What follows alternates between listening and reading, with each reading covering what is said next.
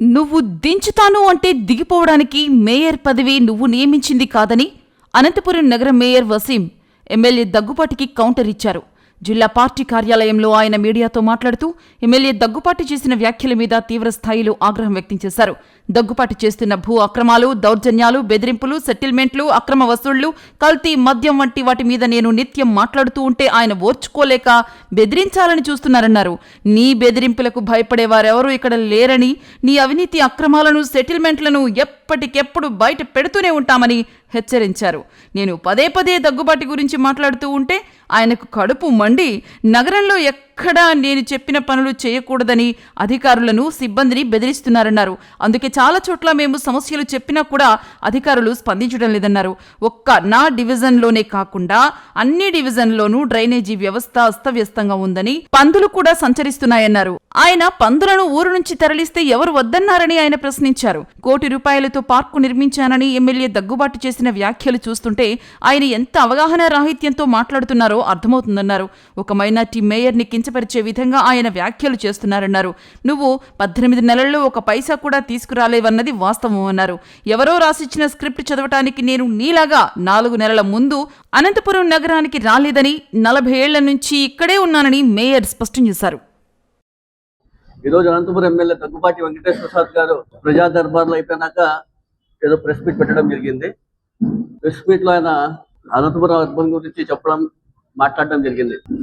అయ్యా ఎమ్మెల్యే గారు, మీ బెదిరింపులకు ఇక్కడ ఎవరు భయపడేవారు లేరు. ఇక్కడంతా మేము వైఎస్ జగన్మోహన్ రెడ్డి గారు, అనంత వెంకటరామరెడ్డి గారు సృష్టిలో ఉండేది. ఇక్కడ అందరూ కూడా వైఎస్ఆర్సీపీ కార్యకర్తలుగా ఇక్కడంతా మేము ఉండేవాళ్ళం. మీరేదో బెదిరిస్తే మీ బెదిరింపులకు మేము ప్రెస్ మీట్లు పెట్టుకోకుండా ఉండాల్సిన అవసరం ఇక్కడ ఏం లేదు. మీరు మీరు ఏం చెప్పినా కూడా ఇక్కడ ఎవరు బెదిరిపోయి మేమేమి ఇక్కడ ప్రెస్ మీట్ పెట్టుకోకుండా ఉన్నట్లు కూడా ఏముండే పరిస్థితి ఉన్నట్టు కూడా ఎమ్మెల్యే దగ్గుపాటి ప్రసాద్ గారికి నేను తెలియజేస్తున్నాను. ఆయన ఏమంటున్నారంటే మేయర్ పదవి ఏమో ఆయన మేయర్ని ఏదో పెట్టినట్లు, ఆయన ఏదో మేయర్ని ఇచ్చినట్టు మాట్లాడుతున్నారు. అయ్యా ఎమ్మెల్యే దగ్గుపాటి వెంకటేశ్వర ప్రసాద్ గారు, నగరపాలక సంస్థలో 50 డివిజన్లు ఉన్నాయి. ఆ 50 డివిజన్లో గత ఎన్నికల్లో ప్రజల నుండి 48 వైఎస్ఆర్సీపీ కార్పొరేటర్లుగా మేమంతా గెలిచి, మా కార్పొరేటర్లు అందరూ కూడా వైఎస్ఆర్సీపీ కార్పొరేటర్లు అందరూ కూడా నన్ను మేయర్గా మద్దతు ఇవ్వడంతో నేను ఈరోజు మేయర్గా ఉన్నాను. మీరు చూస్తే ఏదో బెదిరించి చట్టపరంగా ఇంకో పరంగా అయినా కూడా వినే వాళ్ళకు కూడా ఆశ్రయించుకుంటున్నారు. గతంలోనే చూసాం మనం, మా వారితో కొంతమందితో కుమ్మక్కై మేయర్గా నన్ను దింపేయాలని చెప్పేసి ఏ విధంగా ప్రయత్నించే విషయాలు కూడా మనందరికీ చూసాం. అప్పుడే అనుకున్నాం మేమందరం కూడా, దగ్గుపాటి వెంకటేశ్వర ప్రసాద్ గారు అప్పుడే మనం చూసాం, 10 నెలల ముందే చూసాం మీరు మేయర్ దింపడంలో ఏ విధంగా వైఫల్యం చెందినారో, మీరు చేతకానితనంతో మీరు నన్ను దింపలేకపోయిన విషయం కూడా అందరికీ తెలిసిన విషయమే. అదేవిధంగా మీ హైకమాండ్ కూడా మీకు ఏ విధంగా మీకు చివాటు పెట్టిన విషయం కూడా ప్రతి ఒక్కరికి ఇది కూడా తెలిసిన విషయమే. అయినా కూడా మీకు బుద్ధి రాలేదు. అది జరిగింది 10 నెలల ముందు.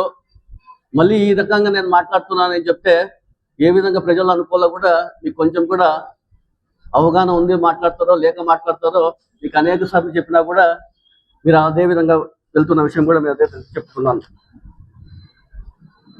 ఏ విధంగా దింపాలనుకుంటున్నారైతే నాకైతే అర్థం కాదు. మీ ఉద్దేశం ఏంటుందో కూడా నాకైతే తెలియదు. వైఎస్ఆర్ కాంగ్రెస్ పార్టీ పాలకవర్గం, నేను మేయర్గా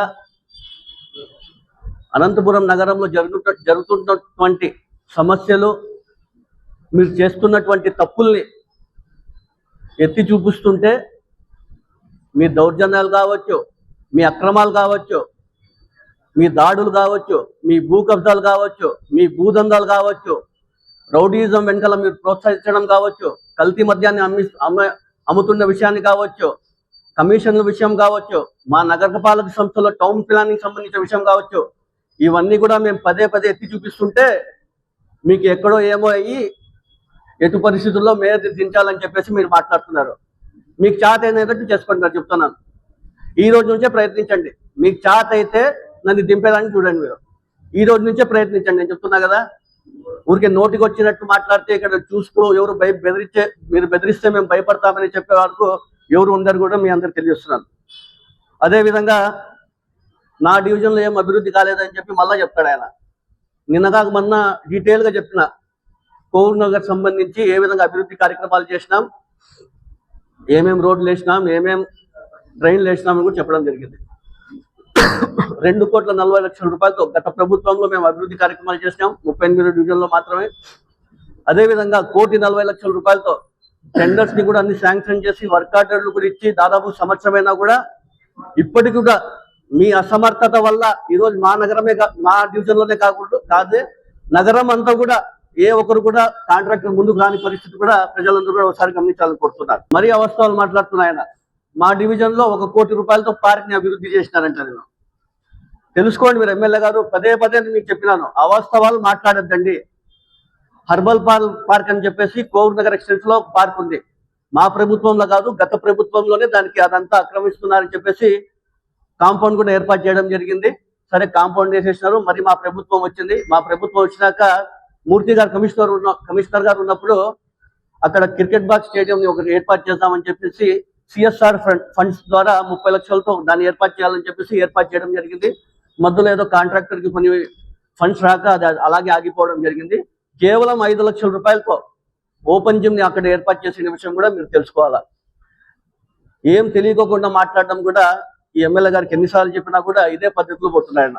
అవాస్తవాలు మాట్లాడుతూ ఏదో వైఎస్ఆర్సీపీ నాయకులపైన బురద చల్లడము, వైఎస్ఆర్సీపీ కార్యకర్తలపైన ఏదో ఒకటి అవాస్తవాలు మాట్లాడుతూ ప్రజలు మభ్యపెట్టి వీళ్ళు చేస్తున్నవన్నీ అవాస్తవాలు అని చెప్పి తీసుకుపోవడానికి ఈయన ప్రయత్నం చేస్తున్నాడు తప్ప ఇవన్నీ కూడా ప్రజలందరూ కూడా ఒకసారి ఖచ్చితంగా గమనించాలని చెప్తున్నారు. ఈ మధ్య కాలంలో నేను మీరు చేస్తున్న తప్పులన్నీ ఎత్తి చూపిస్తున్నారు కదా, ఆ తప్పులు ఎక్కడెత్తి చూపిస్తున్నారు మీ ఉన్నటువంటి అధికారులు, మీ అధికారులకు మేయర్ ఏం చెప్పినా కూడా వినకూడదు, మేయర్ ఛాంబర్కి వెళ్ళకూడదు, మేయర్ కానివ్వండి కార్పొరేటర్లు కానివ్వండి వాళ్ళు ఏం చెప్పినా కూడా మీరు పని చేయకూడదు అని చెప్పి హుకుం జారీ చేసింది. అది నిజమా కాదా? ఇది ప్రతి ఒక్కరూ చెప్తారు ఈ విషయాన్ని.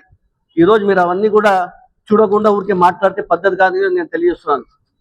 ఈరోజు అనంతపురం నగరంలో శానిటేషన్ ఏ విధంగా ఘోరంగా ఉందో విషయం కూడా మీరందరూ కూడా ఒకసారి గమనించాలి. ప్రజలందరూ కూడా కూటమి ప్రభుత్వం వచ్చినాక శానిటేషన్ అంత వైఫల్యం చెందింది. ఇలా ఘోరంగా దరిద్రంగా మారింది అనంతపురం నగరం అంతా శానిటేషన్. మా డివిజన్ ఒకటే కదా ఎమ్మెల్యే గారు, మొత్తం నగరం అంతా 50 డివిజన్లు కూడా అలాగే ఉంది. ఇప్పుడు మేమందరూ యాజ్ ఎ మేయర్ గా నేను మా కార్పొరేటర్లందరూ కూడా అధికారులకు కావచ్చు, శానిటేషన్ సెక్రటరీలు కావచ్చు, ఇన్స్పెక్టర్లకు కావచ్చు, ఎంహెచ్ఓ లేడు ఇంతవరకు మీరు ఎంహెచ్ఓ తీసుకురాలి. వాళ్ళకి చెప్పినా కూడా పట్టించకపోతే ఎవరేం చేస్తారు చెప్పండి? దీనికి ఎవరు ఫెయిల్యూర్ అంతా? ఇది కూడా ప్రభుత్వం ఎవరుంది? ఇప్పుడు కూటమి ప్రభుత్వం ఉంది. కూటమి ప్రభుత్వంలో మీరందరూ ఉన్నారు. దీని వెంట మీరు ఉండాలి కదా. వీకెండ్ లో ఆయనే ఒప్పుకుంటున్నాడు. ప్రతి వీకెండ్ నేను విజయవాడకు వెళ్ళి చంద్రబాబు నాయుడు గారికి, లోకేష్ గారికి, మంత్రి నారాయణ గారికి, ఇరిగేషన్ మంత్రి గారికి పదే ఇప్పటికి 18 నెలల్లో ఎన్నిసార్లు కలిసినారు, ఎన్నిసార్లు రిప్రజెంటేషన్ చేసినారు కూడా ప్రజలందరూ కూడా గమనించాల. 18 నెలల్లో మీరు 1 పైసా తెచ్చినారా? 1 పైసా, 1 రూపాయని తెచ్చినారా చెప్పండి? కేవలం పోయినప్పుడంతా రిప్రజెంటేషన్ ఇస్తారు. అక్కడ వాళ్ళు మంత్రి గారు ఏమన్నా రిప్రజెంటేషన్ పోగొట్టుకుంటున్నారో నాకు అర్థం కాదు. ప్రతిసారి డంప్యార్డ్ షిఫ్టింగ్ సంబంధించి రిప్రజెంటేషన్ ఇచ్చొచ్చినారంటారు. ఇరిగేషన్ సంబంధించి ప్రొటెక్షన్ వాళ్ళకి సంబంధించి రిప్రజెంటేషన్ ఇచ్చినట్టు అదేవిధంగా అండర్ గ్రౌండ్ డ్రైనేజ్ సంబంధించి కూడా రిప్రజెంటేషన్ ఇచ్చి అంటారు. ఇప్పటికి 1 సారి 2 సార్లు కాదు, మీరే 18 నెలలు చూసుకుంటే కదా ఎన్నిసార్లు పోయినారు కూడా ఒకసారి గమనించారా? మీలాగా వీకెండ్ ఎమ్మెల్యే లాగా మేము ఉండము. మేము ఎప్పుడు ప్రజలకు అందుబాటులో ఉంటాం. ఇక్కడ ప్రజలు మా దగ్గరకు వచ్చిన సమస్యలో మేము దాదాపుగా ఇది చేస్తున్నాం. ఇంకోటి ఏదో పందుల గురించి మాట్లాడతారు. కోవూరు నగర్లో పందులు ఎక్కువ ఉన్నాయట. పందులేమి ఇవి ఈ రోజువి కాదు. ఇవి పందులు కోవూరు నగరే కాదు, మొత్తం నగరంలో అంతా కూడా ఉన్నాయి పందులు. గతంలో మేము పందుల్ని తరలిచ్చాం, కుక్కల్ని స్టెరిలైజేషన్ కార్యక్రమం చేసాం, అన్ని చేశాం. మీ కూటమి ప్రభుత్వం వచ్చినాక మీరు తరలిస్తే మేము ఏమైనా కాదంటావా చెప్పండి? మీరు పందులు తరలిస్తే మేము కాదంటావా? 18 నెలల కాలంలో మీరు ఎమ్మెల్యేగా అయ్యి ఎన్ని పందుల్ని తరలించారు, ఎన్ని పందుల్ని మీరు పట్టించారో ఒకసారి చెప్పండి. మీరు ఏదో నోటికి వచ్చినట్టు మాట్లాడితే చూస్తూ ఉండి మీరు బెదిరించే బెదురులకు మేరేం భయపడి ఇక్కడ ఊరుకుని ఉంటామని కూడా అనుకోద్దండి. మా కోవూరు నగర్ నుంచి ప్రక్షాళన చేస్తాడంట. రేపటి రోజున భూమి పూజ చేయాలని చెప్పేసి ఇంకా అధికారులు ఆ కాంట్రాక్టర్లకి ఒత్తిడి చేస్తున్నారంట. ఉండే పనులు చేయండి అంటే ఫస్ట్ ఇప్పటికి దాదాపు 18 భూమి పూజలు చేస్తే 6 పనులు సరిగ్గా చేయలేదు. అదే విధంగా అన్నారు, ముస్లిం మైనార్టీ అంటే అంత చులకనా మీకు ఎమ్మెల్యే గారు? సిగ్గు లేదు, మర్యాద లేదు అని ఏదో మాట్లాడుతున్నాడు ఆయన. ముస్లిం మైనార్టీ అంటే అంత చులకనా మీకు? గతంలో వైఎస్ జగన్మోహన్ రెడ్డి గారు, అనంత వెంకటరామరెడ్డి గారు నగరంలో ఎప్పుడు లేని విధంగా, రాష్ట్రంలోనే ఎక్కడ లేని విధంగా అనంతపురం నగరంలో ఒక మేయర్ పదవి నాకు ఇచ్చినారు. మార్కెట్ యార్డ్ చైర్మన్ కావచ్చు, 10 మంది కార్పొరేటర్లు కావచ్చు, ఒక కోఆప్షన్ కావచ్చు, ఫైనాన్స్ కార్పొరేషన్ డైరెక్టర్గా కావచ్చు, ఇంకొకటి వచ్చేసి మన ఉర్దూ అకాడమీ చైర్మన్ కావచ్చు. అన్ని పదవులు ముస్లిం మైనార్టీకి ఇస్తే 18 కాలంలో మీరు ఏమైనా ఒక్క పదవి ఇచ్చారు ముస్లింలకి? ముస్లింల మైనార్టీల గురించి మీరు మాట్లాడే హక్కు లేదని చెప్తాను మీకు. అయ్యా ఎమ్మెల్యే గారు, చూస్తే ఊరుకుంటాం, ఇక్కడ అన్ని వాస్తవాలతో మాట్లాడుతుండేది. మీరు అన్ని దౌర్జన్యాలు, అన్ని అక్రమాలు, అన్ని దాడులు, అన్ని భూకబ్జాలు చేసే వాళ్ళకి మీకు భయం లేనప్పుడు, మేము ఏం చేయనప్పుడు మాకెందుకు భయము? మా అంకుల్ స్క్రిప్ట్ రాసిస్తాడంట. నేనేం ఊరికి కొత్తనా ఏమన్నా స్క్రిప్ట్ రాసిచ్చేకి? 40 సంవత్సరాల నుంచి ఇక్కడే ఉన్నాను, పుట్టి పెరిగినాను. మీరు చేస్తున్న తప్పులు నాకు కాదు, ఊర్లో ఉండే వాళ్ళకి అందరికీ తెలుసు. మీరు మరీ నాకు స్క్రిప్ట్ రాసిచ్చారు, మా అంకుల్ నాకు స్క్రిప్ట్ రాసిచ్చాల్సిన అవసరం లేదు. మీరంటే కొత్తగా వచ్చినారు మన అనంతపురం నగరానికి, 4 నెలల ముందు వచ్చినారు కాబట్టి మీకు స్క్రిప్ట్ అవసరము. అది స్క్రిప్ట్ ఇస్తున్నవారు కూడా అనేక సార్లు చెప్తున్నారు, బుద్ధి లేడు అని పెట్టుకున్నారు మీరు, మార్చుకున్నాను కూడా పదే మంది చెప్పినా కూడా మీరు అతను ఎవరో రాసిస్తారు, మీరు చేసిస్తారు అని చెప్తారు. ఇంకోటి, సోషల్ మీడియా మేధావులు ఉన్నారు ఇక్కడ అనంతపురంలో. కొంతమంది సోషల్ మీడియా మేధావులు ఉన్నారు. లేనది ఉన్నట్టు, ఉన్నది లేనట్టు వీడియోలు తీసుకుంటే ఏం పని పాటు ఉండదు. పొద్దునైతేనే ఊరంతా తిరిగి అన్ని నెగిటివ్ వీడియోస్ పెట్టడమే. ప్రజలందరూ కూడా ఒకసారి గమనించాలి ఇవన్నీ. వీళ్ళన్నీ కూడా ప్రజల్ని తప్పుదావ పట్టించేకి, ప్రజల్ని మబ్బబెట్టకి చేస్తున్నారు తప్ప ప్రజలందరూ ఒకసారి గమనించాల. ఎమ్మెల్యే గారికి, అధికార పార్టీకి కొంతమంది తొత్తులుగా పనిచేస్తున్న వీళ్ళందరూ కూడా కేవలం వారి హైప్ కోసము, వాళ్ళ సోషల్ మీడియా ఏదో వాళ్ళ పేజ్ హైప్ కావాలని చెప్పేసి నెగిటివ్ చేసుకుంటూ పోతున్నారు. ప్రజలు దీని అన్నిటి కూడా ప్రజలందరూ గమనించాలని చెప్పి కూడా ఖచ్చితంగా తెలియజేస్తున్నాను. మీరు ఎన్ని బెదిరించినా, ఎన్ని భయపట్టించినా కూడా ప్రెస్ మీట్ పెట్టుకోకుండా ఉండకూడదు. నన్ను దించేకి చూస్తాను, దండికి చూస్తాం, ఇలాంటి వాళ్ళని కూడా మేము జాగ్రత్త మాట్లాడాలని తెలియజేస్తున్నాను.